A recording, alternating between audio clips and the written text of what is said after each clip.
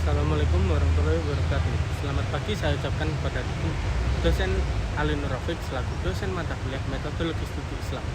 Dan saya ucapkan juga selamat pagi untuk teman-temanku yang saya banggakan. Saya Muhammad Rizayasbullah dari program Studi Ekonomi Syariah dari kelas D semester 3. Di sini saya akan mempresentasikan yang masih berkaitan dengan mata kuliah Metodologi Studi Islam dalam cakupan 6 materi. Baik, mari kita mulai. Materi yang ketujuh yaitu ruang lingkup studi Islam. Studi Islam adalah bidang studi yang mempelajari agama Islam dari berbagai aspek, termasuk sejarah, hukum, filsafat, teologi, dan sosial. Studi Islam penting karena agama Islam memiliki peran yang sangat penting dalam kehidupan masyarakat di seluruh dunia, terutama di negara-negara yang mayoritas Muslim. Karakteristik ajaran Islam yang pertama yaitu bidang agama, dan yang kedua adalah bidang ibadah, yang ketiga bidang akidah, yang keempat bidang ilmu dan budaya, yang kelima bidang pendidikan, dan yang keenam bidang sosial, ketujuh bidang ekonomi, dan kedelapan bidang kesehatan, dan kesembilan bidang politik pemerintah. Materi selanjutnya yaitu metode memahami sumber ajaran Islam. Metode Quran berisi seperangkat kaidah dan aturan yang harus diindahkan ketika menafsirkan ayat-ayat Quran. Maka apabila seseorang menafsirkan ayat Quran tanpa menggunakan metode, tentu mustahil ia akan keliru dalam penafsirannya. Tafsir berupa disebut tafsir bi al-rai al-mahad, yaitu tafsir berdasarkan pikiran. Dan metode takhrij atau penelitian hadis menurut Muhaimin, metode penelitian hadis disebut dengan takhrijul hadis. Secara terminologi, takhrij menunjukkan letak hadis yang sumber-sumber yang asli atau sumber primer, di mana diterangkan serangkaian sanadi sebagaimana bahasan epistemologi Islam secara umum. Usul fikih juga diawali dengan bahasa tentang sumber kebenaran hukum antara akal dan wahyu atau gabungan keduanya. Adapun ilmu tasawuf adalah ilmu yang lebih menekankan rasa daripada rasio. Ilmu tasawuf bersifat sangat subjektif, yakni sangat berkaitan dengan pengalaman seseorang. Sebagai pakar mengatakan bahwa metode ilmu tasawuf adalah intuisi atau ilham atau inspirasi yang datang dari Tuhan. Filsafat dalam kajian studi Islam merupakan salah satu cara untuk digunakan untuk mengungkapkan permasalahan dan memperoleh solusi atas permasalahan tersebut. Metodologi kalam adalah ilmu yang mempelajari cara kerja yang dipakai tokoh-tokoh kalam dalam mendudukan persoalan-persoalan akidah secara dialogis dan sistematis agar dipahami masyarakat dengan baik. Sebagaimana diketahui bahwa menurut mutakalimun, dasar-dasar akidah sesudah ada dalam nas. Atas dasar itu mereka terlebih dahulu menetapkan teks ayat sebagai patokan akidah. Dan materi selanjutnya yaitu pendekatan studi Islam. Kata pendekatan pada umumnya secara bahasa dinamakan dengan matkal dalam istilah Arab, dan approach adalah dalam bahasa Inggris, dan berarti sesuatu disiplin ilmu untuk dijadikan landasan kajian sebuah studi atau penelitian. Pendekatan dalam aplikasi lebih mendekati disiplin ilmu karena tujuan utama mendekatkan ini untuk mengetahui sebuah kajian dan langkah-langkah metodologis yang dipakai dalam pengajian atau penelitian itu sendiri. Dalam kamus Inggris, kata teologi diartikan ilmu agama, sedangkan menurut Harun Nasution, teologi adalah ilmu yang membahas sejarah ajaran-ajaran dasar dari suatu agama. Setiap orang yang ingin menyelami seluk-beluk agama secara mendalam perlu dipelajari teologi yang terdapat dalam agama yang dianutnya. Mempelajari teologi akan memberi seseorang keyakinan-keyakinan yang berdasarkan landasan kuat yang tidak mudah diombang-ambingkan oleh peredaran zaman. Pendekatan antropologis dalam menerima agama dapat diartikan sebagai salah satu upaya memahami agama dengan cara melihat wujud praktik keagamaan yang tumbuh dan berkembang dalam masyarakat.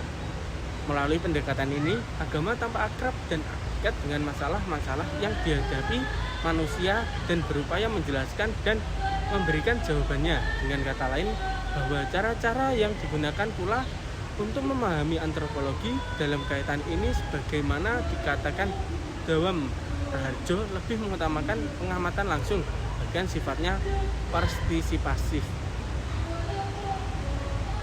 Hasan Sadili mendefinisikan sosiologi sebagai ilmu yang mempelajari hidup bersama masyarakat dan menyelidiki ikatan-ikatan antara manusia yang menghiasi hidupnya. Sosiologi mencoba mengerti sifat-sifat maksud bersama, cara terbentuknya dan tumbuh serta berubahnya perserikatan-perserikatan hidup serta pada kepercayaannya. Keyakinan yang memberi sifat tersendiri kepada cara hidup bersama itu adalah dalam tiap persekutuan hidup manusia. Materi selanjutnya, pendekatan studi Islam dengan pendekatan historis, fisiologis, psikologis, dan budaya pendekatan historis. Pendekatan historis merupakan penelaan serta sumber-sumber lain yang berisi informasi mengenai masa lampau dan dilaksanakan secara sistematis. Maka dapat dikatakan bahwa pendekatan historis dalam kajian Islam adalah usaha sadar dan sistematis untuk mengetahui dan memahami, membahas secara mendalam tentang seluk-beluk atau hal-hal yang berhubungan dengan agama Islam, sejarah maupun praktik-praktik pelaksanaannya secara nyata dalam kehidupan sehari-hari. Dan sepanjang sejarah ada pendekatan filosofis, seseorang tidak akan terjebak pada pengamalan agama yang bersifat formalistik, yakni mengamalkan agama dengan susah payah tapi tidak memiliki makna apa-apa, kosong tanpa artinya. Yang didapatkan dari pengamalan agama hanyalah pengakuan formalistik. Misalnya, sudah haji, sudah menunaikan rukun Islam kelima dan berhenti sampai di situ saja. Pendekatan psikologis merupakan pendekatan yang bertujuan untuk melihat keadaan jiwa pribadi-pribadi yang beragama. Dalam pendekatan ini, yang menarik bagi peneliti adalah keadaan jiwa manusia dalam berhubungan dengan agama, baik pengaruh maupun akibat. Lebih lanjut bahwa pendekatan psikologis bertujuan untuk menjelaskan fenomena keberagaman manusia yang dijelaskan dengan mengurasi keadaan jiwa manusia. Agama menjadi membudaya atau membumi di tengah-tengah masyarakat. Agama yang tampil dalam bentuknya demikian itu berkaitan dengan kebudayaan yang berkembang di masyarakat tempat agama itu berkembang. Dengan melalui pemahaman terhadap kebudayaan seseorang akan dapat mengamalkan ajaran-ajaran agama. Materi selanjutnya yaitu Islam dan gagasan universal. Di tengah banyaknya tantangan, Islam sangat berperan penting dalam globalisasi. Islam mampu menjadi pelopor globalisasi. Seiring globalisasi tentunya akan ada modernisasi dalam kehidupan manusia beragama, terutama agama Islam. Modernisasi Islam bukan mempengaruhi Islam, tetapi menerima kehidupan yang baru dijadikan sebagai landasan, tidak menghilangkan perbedaan kemudian, tidak menjadikan dasar-dasar yang kita yang yakini hal yang harus dirubah. Globalisasi saat ini tentunya dimiliki andil oleh Islam, terutama mengenai ilmu pengetahuan. Kemajuan peradaban ini ditandai dengan revolusi ilmiah yang terjadi secara besar-besaran di dunia Islam. Walaupun saat ini lama-kelamaan kegemilangan Islam dalam dunia sains mulai menghilang dan digantikan dengan pengaruh Barat.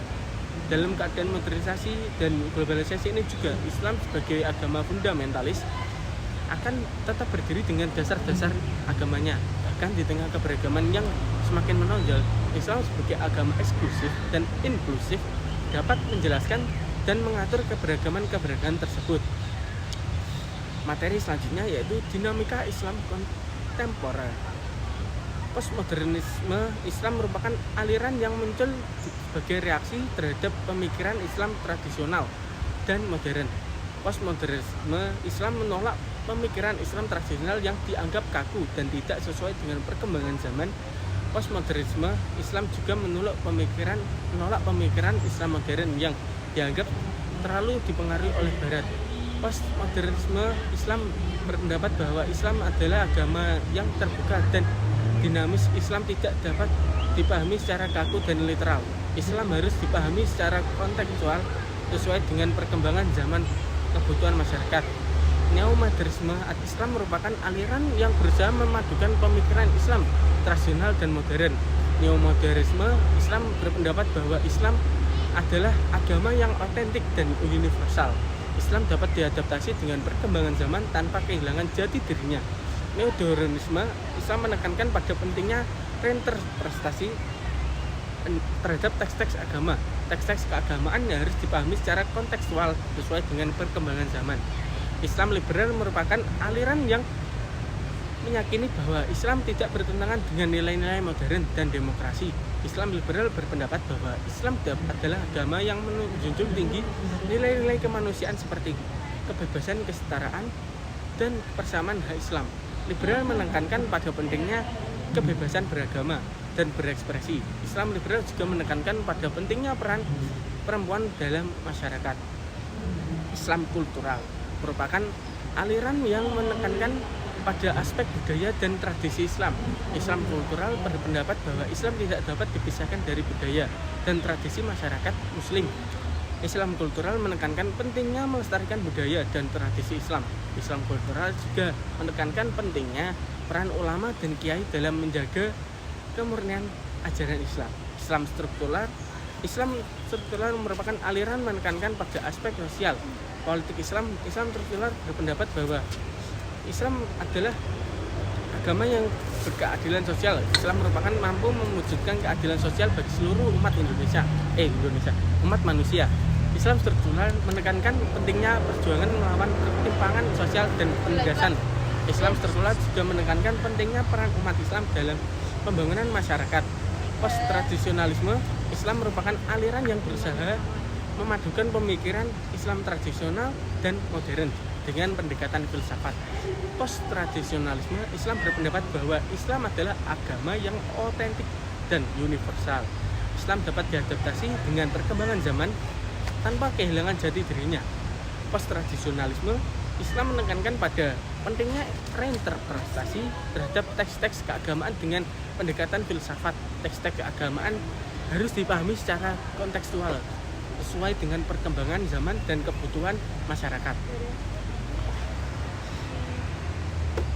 Sekian presentasi atau materi yang saya sampaikan. Apabila ada kurang lebihnya saya mohon maaf sebesar-besarnya. Wassalamualaikum warahmatullahi wabarakatuh.